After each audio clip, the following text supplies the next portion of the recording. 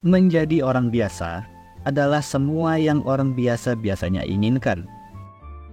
Begitu pula lah filosofi sebuah anime yang akan aku review di video kali ini. Anime ini berjudul Sou Shimin, How to Become Ordinary. Seperti apa reviewnya? Sebelum itu, kita intro dulu.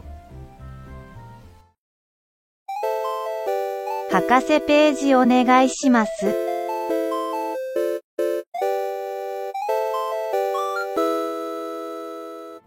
Yo guys, and welcome back di channel HKC Page bersama Quad Minero. Sou Shimin merupakan sebuah anime yang diadaptasi dari sebuah novel karya Honobu Yonezawa Sensei yang terbit pada tahun 2004 lalu dan masih berlanjut serialisasinya hingga sekarang. Seri ini juga sempat mendapatkan adaptasi manga pada tahun 2008 hingga 2011 yang dibagi menjadi dua part berbeda. Premisnya sendiri menceritakan tentang seorang MC bernama Kobato yang mengalami sebuah peristiwa bernama Wisdom Warp, yang mana setelah kejadian itu dia seolah diarahkan untuk menjadi seorang yang baik atau good citizen. Dalam perjalanannya menjadi good citizen, dia bertemu dengan seorang cewek yang mengalami filosofi hidup sama dengannya, yang bernama Osanai. Mereka di sini pada awalnya berasal dari SMP yang sama, akan tetapi pada bangku SMA keduanya kembali bertemu. Mereka berdua pun memulai rencana mereka untuk mewujudkan debut sebagai ordinary citizen, sekaligus memicu kehidupan sekolah yang damai. Nah, sepanjang cerita, mereka nantinya akan terus dihadapkan permasalahan-permasalahan tertentu yang terkadang seakan menjadi cobaan untuk mereka dalam menempuh peran sebagai ordinary citizen. Cerita pun terus berlanjut di mana mereka berdua akan terus memecahkan sejumlah masalah misterius yang entah kenapa muncul bertubi-tubi kepada mereka. Walaupun judulnya adalah perjalanan menjadi orang biasa, aku bisa katakan bahwa anime ini sendiri adalah suatu hal yang gak biasa. Mungkin dari kalian setelah mendengar judulnya, kalian akan berpikir bahwa kita akan disuguhkan dengan karakter abnormal yang dihadapkan dengan permasalahan sosial tertentu yang menuntun dia menjadi normal, agar bisa berbaur dan memperoleh kedamaian. Ya, tapi anime ini ternyata adalah suatu anime yang aku sempat bingung pada awalnya terkait konsep anime ini itu kayak gimana. Hingga pada akhirnya aku bisa katakan bahwa anime ini agak mirip dengan Hyouka formulanya. Tapi itu bukan masalahnya dan aku merasa anime ini menarik dari segi konsepnya. Kita dihadapkan dengan suatu alasan yang kuat kenapa Kobata dan Osanai melakukan filosofi hidupnya tersebut dan aku cukup excited dengan hal ini. Premis ceritanya sendiri agak abstrak dan mungkin sebagian dari kalian akan rasa ngantuk melihat anime ini dari fakta bahwa anime ini mirip Hyouka gitu. Tapi aku pribadi cukup suka dengan anime ini dan bisa aku bilang aku pantas untuk memberikan sejumlah pujian terhadap anime ini. Hal ini dikarenakan problem solving yang dilakukan Kobata sendiri sangat logis dan membuat aku pribadi menjadikan scene setiap kali permasalahan dipecahkan oleh Kobata adalah scene favoritku.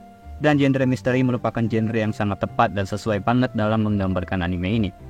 Aku gak tahu apakah anime ini mengambil referensi tertentu untuk ditambahkan dalam elemen misterinya, tapi aku ngerasa tema dan bahkan judul untuk episode 1 seakan-akan menekankan bahwa ada diksi atau frasa sastra tertentu yang diambil menjadi judul di tiap episode nantinya.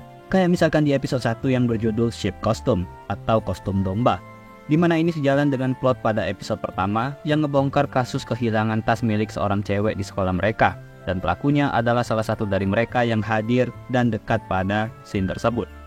Next, dari segi animasi, ini adalah poin yang aku paling gak expect sebenarnya. Pada awalnya saat aku tahu bahwa Lapin Crack adalah studio yang ngegarap anime ini, aku bingung dan gak familiar sama studio ini.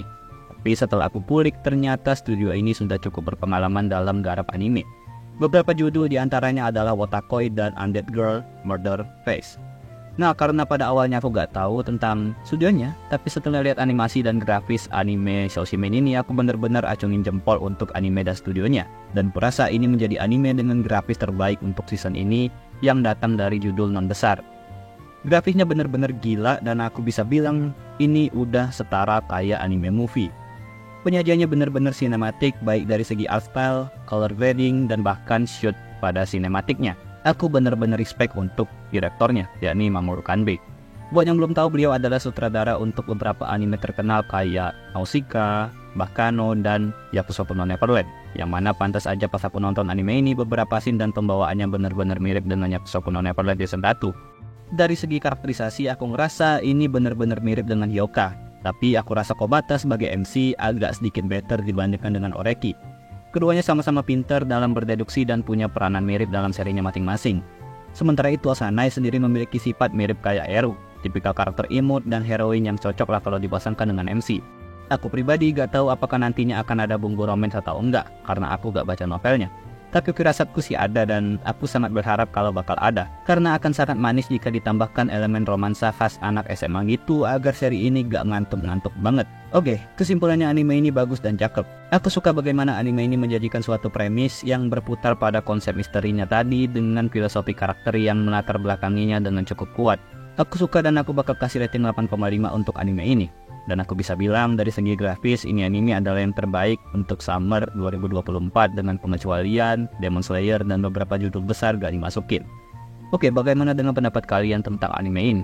Silahkan sikat kolom komentar di bawah. Dan buat kalian yang mau request manga atau anime apa yang harus aku review, gas aja sikat juga kolom komentarnya. Segitu dulu dari aku Nero, sampai jumpa di next video and bye bye.